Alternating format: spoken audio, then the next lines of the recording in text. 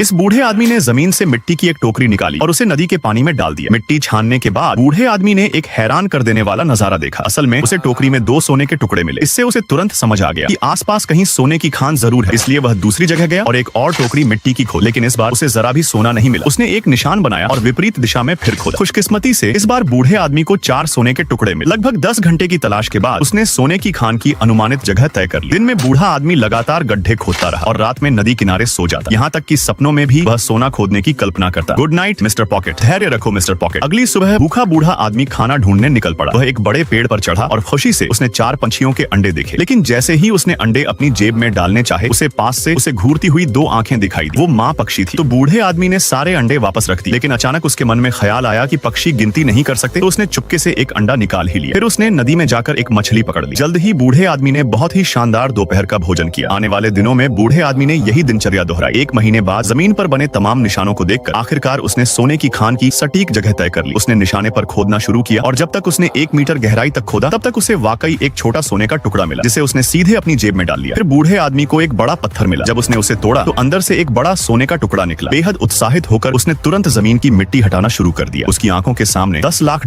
की कीमत वाली सोने की खान प्रकट हो गई। बूढ़ा आदमी उतना ही खुश था जितना कोई बच्चा मिठाई मिलने पर होता है। लेकिन अगले ही पल उसने एक काली परछाई को तेजी से गुजरते देखा। उसे तुरंत खतरे का आभास हुआ और उसके पीछे एक आदमी बंदूक लिए खड़ा था।